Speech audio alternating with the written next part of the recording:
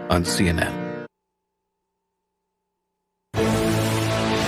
Attorney General William Barr ought to be ashamed and embarrassed and resign.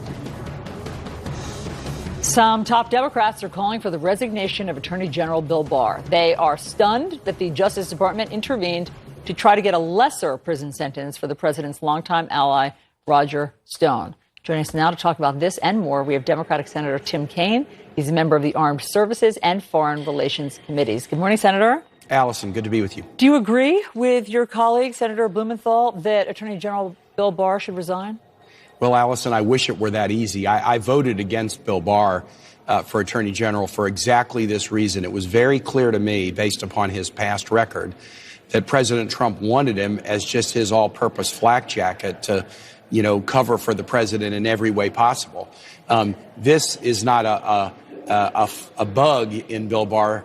The action that the Justice Department took yesterday, this is exactly why President Trump hired him, and it's exactly why he wanted the job, and it's why I voted against him. Yeah, so now what do you do about it? Well, it's very tough. I mean, I think we've got to have the Judiciary Committee in the Senate call Barr before our committee, just as he's going to appear in March on the House side, to really quiz him about this improper use of his political sway to squash local prosecutors. I mean, the worst thing that can happen to a U.S. attorney is to have Maine Department of Justice in D.C. come into the work that they've done and squash one of their cases because, well, this is a friend of the president's. That is so destabilizing to the rule of law and so demoralizing to our career professionals who do good work all around the country. Lots of prosecutors are saying they've never seen anything like this. There's a lawyer from the Obama administration, Department of Justice, who puts it in very stark terms. And so I'll just read to you what she says. This is Joyce White Vance, former U.S. attorney. She says, if a president can meddle in a criminal case to help a friend, then there's nothing that keeps him from meddling to harm someone he thinks is an enemy. That means that a president is fully above the law in the most dangerous kind of way. This is how democracies die.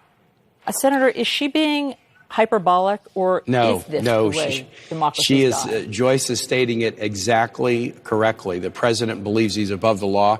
This was a real concern after the impeachment was over last week, that the president would view acquittal as just a carte blanche. He can do anything that he wants.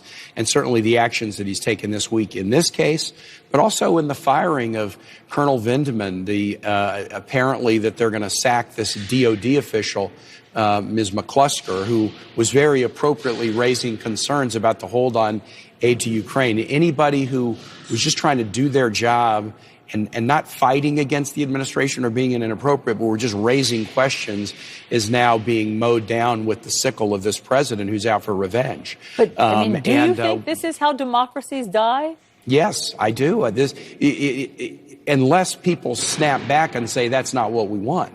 I mean, at the end of the day, the only guarantor of democracy in this country is the American people saying we want and deserve better than this. And certainly in the last few years in Virginia, we have elections every year. We've seen tremendous energy of the electorate to say we want and deserve something better than this. And I hope that that's what the American public will show in November as well. Is that to say that Congress can't do anything about this?